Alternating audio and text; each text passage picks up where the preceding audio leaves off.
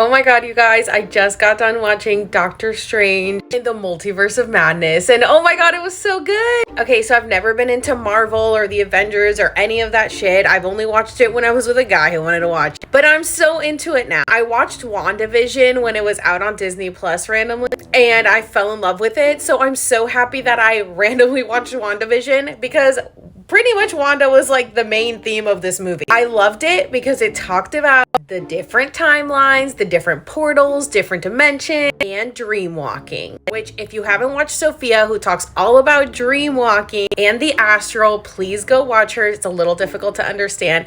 But after talking to her and then I got to watch this movie, I was like, oh my god, this is all the stuff she's talking about. It's so crazy because they also talk about the Illuminati in it and pretty much how your dreams are different alternate realities, and what happens in your dreams affects your reality. So when we dream, we're going into a different alternate universe, and those things can affect our reality in a different universe. I don't know, it's just so cool. Also, I wanted to say that Rachel McAdams was in it, and I actually met her in 2019. Here we are. So totally random. I was out Christmas shopping, and my friend used to work at a Pollo Tropical in Sanford, Florida. And I texted her and I was like, hey girl, just gonna stop by and say hi. I literally do not eat at this place ever. So I walk in and she was like, hey, do you want some food on me? And I'm like, okay, sure, why not? It's free food. I sat down and started eating, and this gem over here walks next to me to like the little salsa bar, and I was like, I literally tweeted, it's on my Twitter, wow, this lady next to me looks exactly like Rachel McAdams. And then I'm staring at her and I'm like, holy shit, I think it might be Rachel McAdams. So she sits down by herself and she refused to take her glasses off because obviously she didn't want to be recognized, but I recognized her. And she's one of my favorite actresses, so I really had no shame. So I walked by her to the bathroom and I noticed the mole on her chin and I was like, oh my god, it's Rachel McAdams. And I walked up to her and I said, excuse me,